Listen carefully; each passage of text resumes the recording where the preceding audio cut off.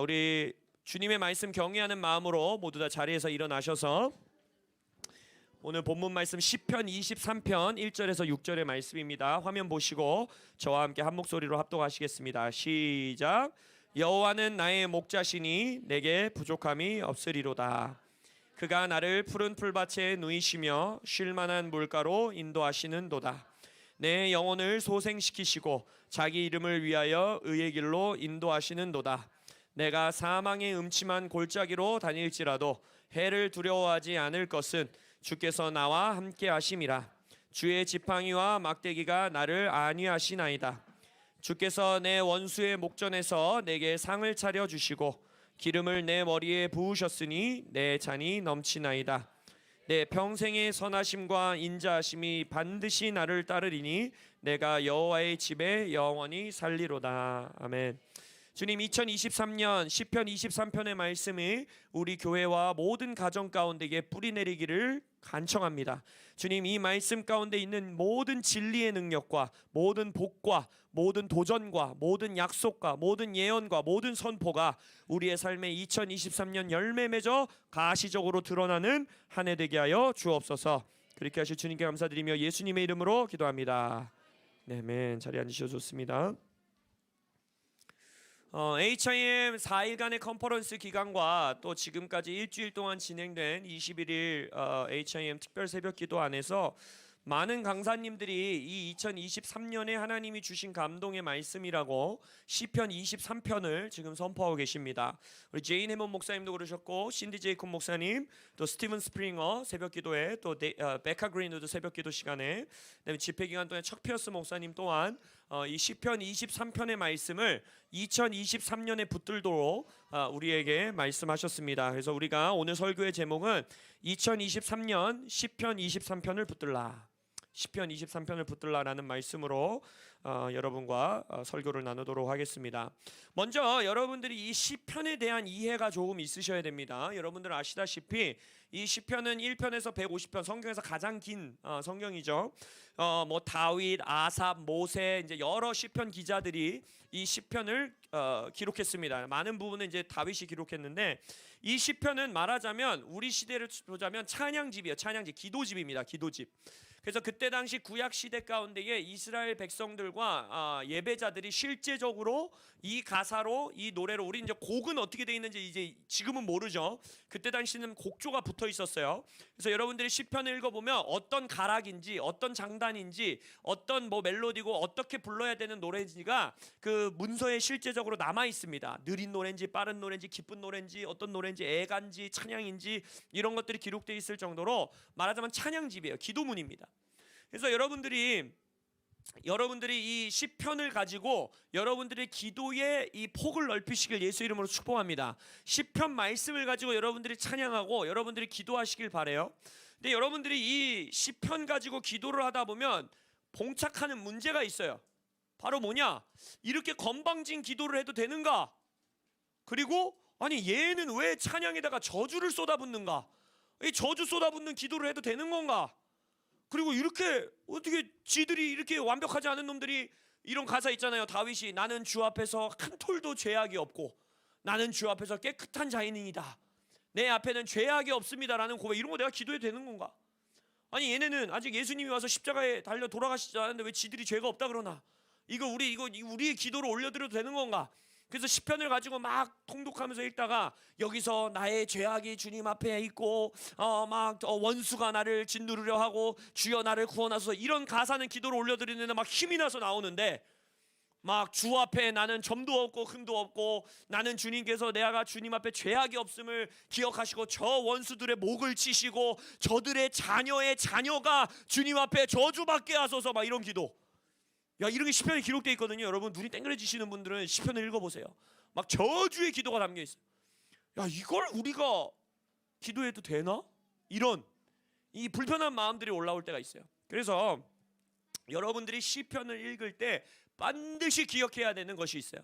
제가 이제 작년에 금요 돌파기도 시간에 한 몇 주간 계속해서 시편들을 가지고 우리가 기도하는 시간을 가졌을 때도 말씀드렸지만, 모든 시편들이 예수님 안에서 성취된 노래이심을 기억하시길 예수 이름으로 축복합니다. 이 노래들은 다윗의 노래로 기록되어 있고 아삽의 노래로 기록되어 있고 여러 노래들로 기록되어 있지만 시편은 예수님의 노래인 것이에요. 여러분들 이걸 기억하셔야 돼요. 모든 선지자와 율법은 누구 안에서 성취됐다고 예수님 말씀하셨습니까? 예수님 안에서 성취됐다는 거예요. 예수님 안에서. 그렇기 때문에 이 시편의 노래는 우리들의 노래이기 이전에 예수님의 노래이심을 기억하시길 예수 이름으로 축복합니다. 그래서 우리는 이 노래를 할 수 있는 거예요. 그래서 우리는 기도할 수 있는 거예요. 왜? 이 노래는, 이 기도는 예수님 안에서 다 성취된 기도이기 때문에. 그래서 시편에, 신약 성경에서 보면 예수님이 많은 구약 성경을 인용해서 설교도 하시고 말씀을 하세요. 근데 여러분들이 신약 성경을 이렇게 공부해 보시면 예수님이 가장 많이 인용한 구절들이 어디서 나오냐? 시편 말씀에서 나와요. 시편 말씀. 그래서 여러분들이 이 시편 23편의 이 안에 있는 진리와 능력을 온전히 경험하기 위해서는 실은 22편부터 봐야지만 이 23편의 온전한 이 은혜와 복을 누릴 수 있습니다. 바로 뭐냐? 우리가 잘 아는 시편 22편의 말씀입니다. 22편은 바로 예수님께서 십자가 위에서 인용하신 말씀이에요. 뭡니까? 아버지여 아버지여 어찌하여 나를 버리셨나이까. 이 말씀이 시편 22편에 기록되어 있어요.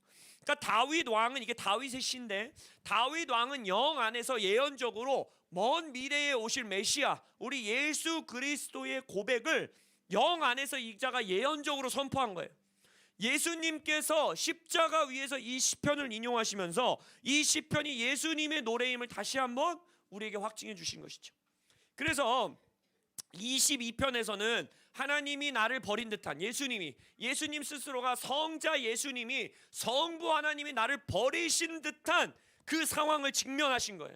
모든 인류의 죄의 무게를 지금 짊어지고 계시는 상황, 모든 종류의 두려움, 죽음에 대한 두려움, 극심한 외로움, 이 모든 것들이 예수님을 완전히 짓누르는 듯한, 이 시편 22편에서 고백하는 것은 마치 이 육식 동물들이 나를 잡아먹으려고 오는 듯한 그런 상황이라고 고백하고 있는, 그 상황에 직면한 예수님의 노래인 것입니다.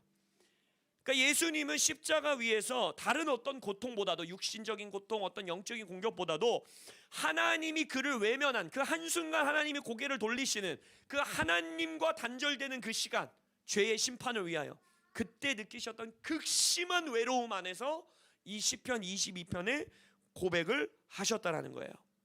근데 이러한 상황 가운데 십자가 위에서 예수님은 계속해서 뭘 고백하는 거예요?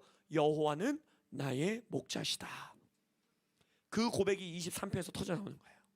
십자가 위에서 버림받은 듯하고, 이 육식 동물이 나를 막 찢어 삼키려고 내에게 다가오고 있고, 극심한 외로움, 극심한 공포, 극심한 두려움, 모든 죄의 무게, 나의 실수, 나의 잘못, 죄책감, 정죄감, 이 모든 게 나를 짓누르는 그 순간에 예수님은 입술을 열어 고백하시는 거예요. 뭡니까? 여호와는 나의 선한 목자시다.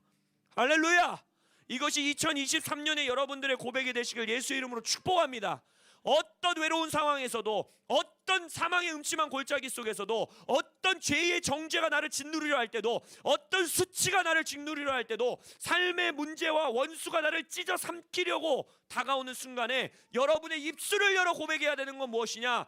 들을지어다, 나의 영혼아, 원수들아 들을지어다, 여호와는 나의 선한 목자시다. 할렐루야! 그래서 이 시편 23편은 많은 신학학자들이 뭐라고 고백하느냐, 다윗 왕이 출애굽 당시 하나님께서 이스라엘 백성을 그 애굽의 압제에서 구원해내신 그 구원의 노래로 이 시편 23편을 작곡해서 불렀다라고 많은 신학학자들은 말하고 있어요. 왜 그러냐? 시편 23편에 보면 여호와는 나의 목자시니, 여호와는 나의 선한 목자시다 라고 선포해요. 이 목자신이라는 말씀은 시편 80편 1절에 보면 요셉을 양떼같이 인도하시는 이스라엘의 목자여 귀를 기울이셔서, 이 지금 출애굽 당시를 노래하는 거거든요. 요셉은 누구를 상징하는 겁니까? 그 이스라엘 민족이 애굽 땅에 있게 했던 그 요셉, 그 이스라엘의 목자여 우리의 귀를 기울여 주십시오라고 다른 시편에서도 노래하고 있어요. 그러니까 여기서 여호와는 나의 목자시다라고 다윗이 고백하는 건 이스라엘의 목자로서 그 어둠의 애굽의 종살이에서 그들을 구원하신 그 여호와를 노래하고 있다라는 거예요. 그러면서 그러면서 뭐라 합니까? 내게 부족함이 없으리로다. 그래서 사막 한가운데 광야를 갔음에도 불구하고 하나님이 목자 되어서 이스라엘 백성을 이끌어주다 보니까 백성들에게 부족함이 없었다는 거예요. 신명기 2장 7절에 하나님이 뭐라 말씀하십니까? 네가, 이게 이스라엘 백성이죠, 이 큰 광야에 두루 다님을 알고 내 하나님 여호와께서 이 40년 동안을 너와 함께 하셨으므로 내게 부족함이 없었느니라. 모세가 지금 이제 이 2세대, 광야 2세대를 앉혀놓고 말하고 있는 거예요. 너네 부모 세대가 40년 동안 이곳에서 광야에서 유린하는 시간을 보낸 것 같지만 여호와가 너희들의 목자였기 때문에 한순간도 너네들에게 부족함이 없었다. 다윗은 그걸 노래하고 있는 것이죠. 그리고 우리를 푸른 풀밭에 누이시며 쉴만한 문가로 인도하신다. 여기서 쉴만한 물가, 이 쉴만하다라는 히브리 원어를 보면 안식이란 뜻이 있어요. 안식. 그러니까 결국 뭡니까? 광야에서 있었던 이스라엘 백성들을 목자이신 하나님께서 어디로 끌고 가셨어요? 풀밭으로, 쉴만한 물가로 데려가셨어요. 그건 뭡니까? 약속의 땅으로 데려가셨다는 거예요. 그래서 시편 95편에 보면 그러므로 내가 노하여 맹세하기를 그들은 내 안식에 들어오지 못하리라. 지금 누굴 꾸짖는 거냐면 그 정탐꾼 사건 가운데에 하나님이 나를 안식의 땅으로, 약속의 땅으로 들어가게 하실 것을 믿지 못했던, 불신앙을 가졌던 백성들에게 지금 하나님이 꾸짖으시는 거예요. 너희들은 내 안식, 쉴만한 물가로 갈 수 없다. 히브리서 3장 4장에서도 계속 말하죠. 여기서의 안식은 약속의 땅을 말하는 거다. 하나님이 너희들을 데려가시는 영원한 안식의 땅이 있다. 근데 그것은 여호와를 목자로 신뢰하는 자들만이 인도하여 들어가실 수 있다 라고 고백하고 있는 거예요. 그리고 또한 하나님께서 광야에서 원수들의 목전에서 내게 상을 베푸셨죠. 이스라엘 백성들에게 상을 베푸셨어요. 광야에서 원수들은 말했죠. 야, 니네 어떻게 먹을 거야?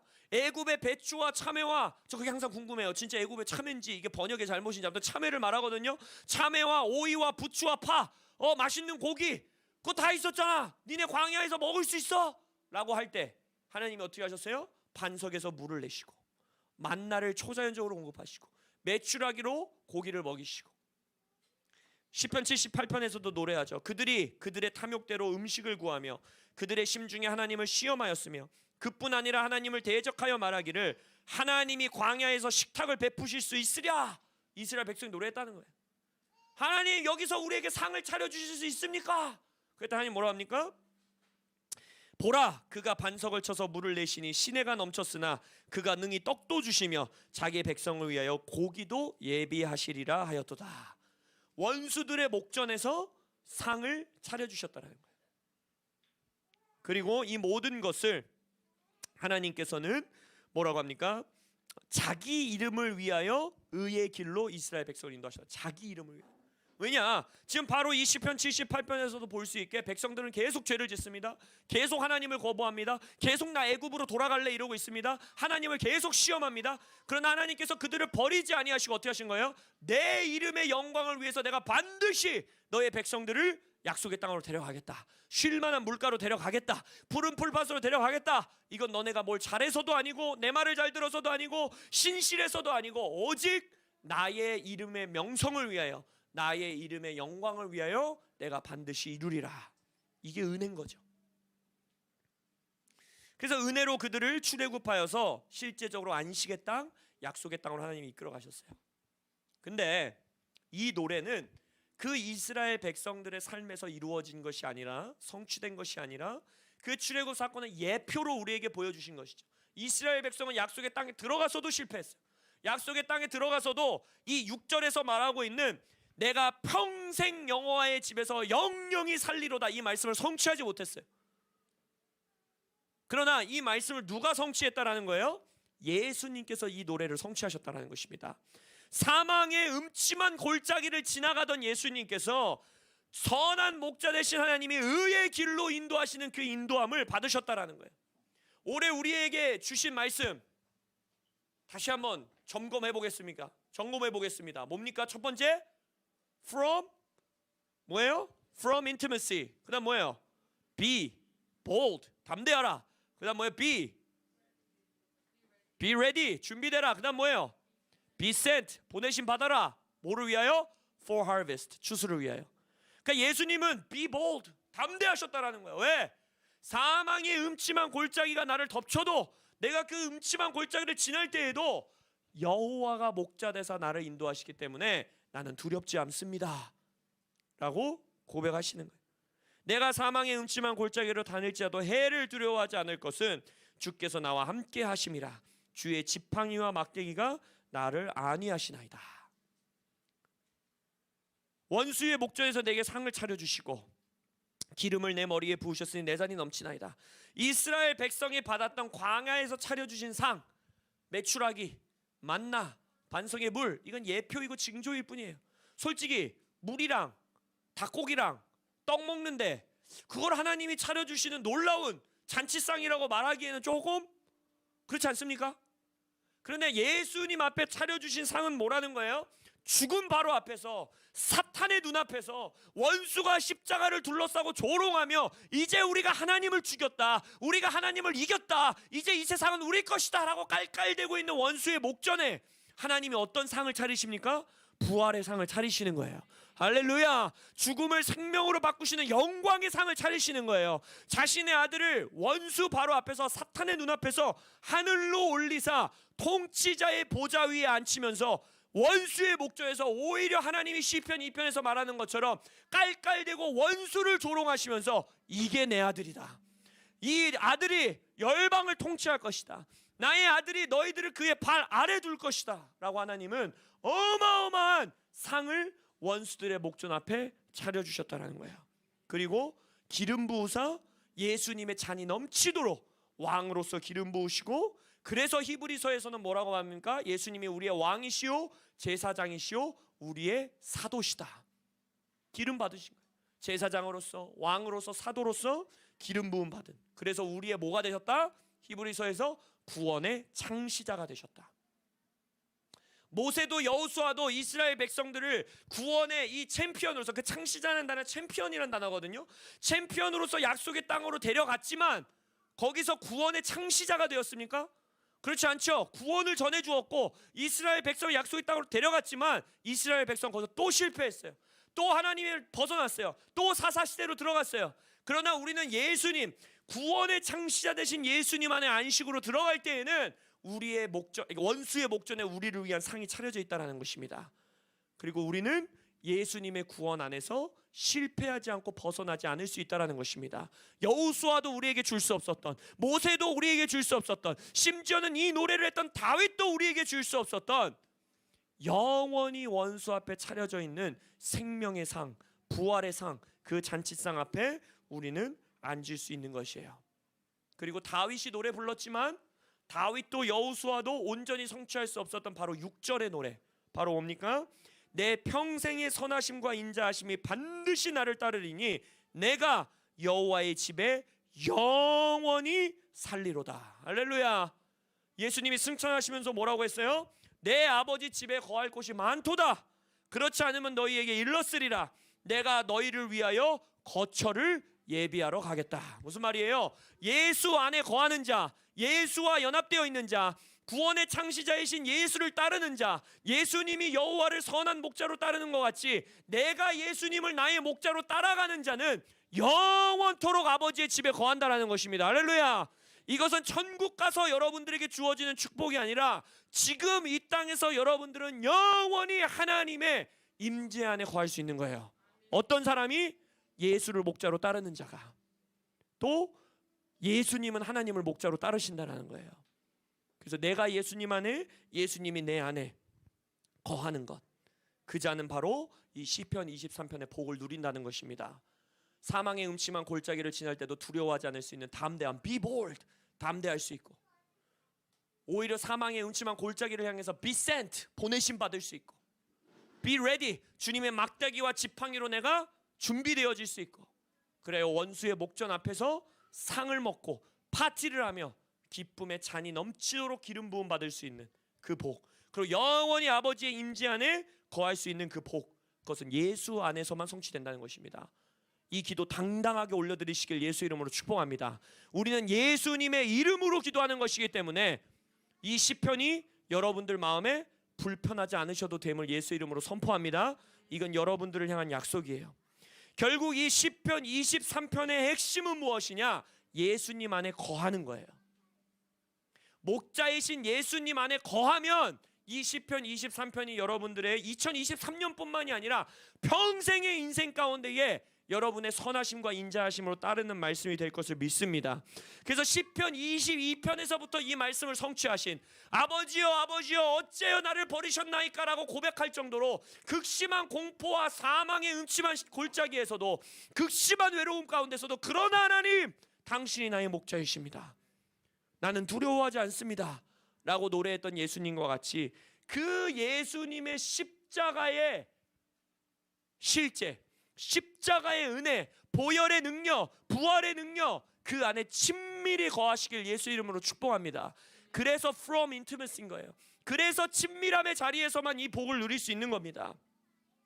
그래서 컨퍼런스 기간 동안에 또 21일 특세 기간 동안에 이 시즌에 핵심적으로 하나님이 이 그리스도의 몸 안에 선포하고 계시는 게 뭐냐? 커뮤니온, 성찬입니다. 성찬. 루앵글 목사님은 뭐라고 했습니까? 올해가 성찬의 부흥이 있을 것이다. 성찬의 부흥을 경험하라 하면서 집에서부터 교회에서부터 계속해서 주기적인 성찬을 하도록 말씀하셨어요. 척 피어스 목사님도 올해의 6월절까지의 시간이 매우 중요할 것이고 그때까지의 성찬, 커뮤니온의 시간을 가져야 한다. 그리고 알렌 웨스트호프도 새벽 기도 때 뭐라고 했습니까? 피를 기억하고 피를 사용해야 한다. 보혈이 능력이다. 그래서 이 시즌 우리가 예수님 안에 거할 때 이 시편 23편의 말씀이 우리에게 이루어지게 될 것인데 그것을 위해서 우리가 기억하기 위하여 예수님과 친밀함 가운데 들어가기 위하여 예수님 내가 예수님 안에 거합니다 라는 고백을 드리기 위하여 여러분들이 올해 이 성찬의 복, 성찬의 부흥을 경험하시길 예수님의 이름으로 축복합니다. 그래서 성찬을 통해서 십자가를 묵상하고 죽음과 부활을 묵상하고 내가 예수님 안에 예수님이 내 안에 있으시기 때문에 나는 예수님을 목자로 따라갈 수 있고 사망의 음침한 가운데서도 두려워하지 않을 수 있고 담대할 수 있고 내가 원수들이 나를 집어삼키려고 시편 22편에서 말하는 것처럼 육식동물이 나를 찢어삼키려고 오는 것 같을 때도 그들 앞에 하나님께서 상을 차려주실 것이다. 근데 그 모든 것이 내가 예수님의 십자가의 죽음과 부활로 인해 이 노래를 완성하신 예수님을 목자로 따르는 삶, 가깝게 있는 삶, 예수님을 사랑하는 삶, 예수님과 하나 되는 삶, 내가 예수님 안에 거하는 삶, 예수님이 내 안에 거하는 삶, 그 삶을 사는 자들에게 주신 복이란 걸 기억하시길 예수님의 이름으로 축복합니다.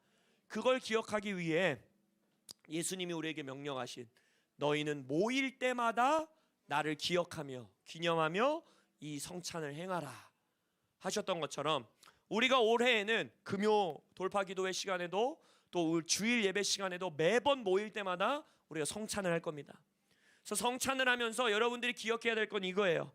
또 가정에서도 성찬하십시오. 자녀들과 성찬하시면서 시편 23편을 집에서 좀 선포하시면 좋을 것 같아요.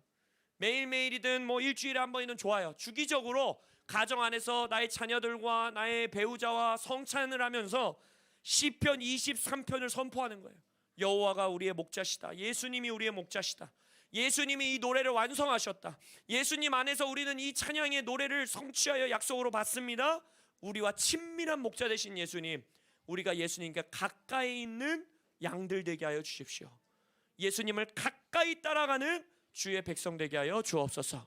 그렇게 기도하시는 마음으로 집에서도 성찬하시고 기도하시는 여러분들 되시길 축복합니다. 그래서 우리가 오늘은 성찬하시면서 우리가 이 시간을 마무리하고 함께 기도하는 시간 가질 건데요. 성찬하시면서 이 시편 23편을 묵상하고 목자 되신 예수님을 높여드리는 시간 갖도록 하겠습니다. 그래서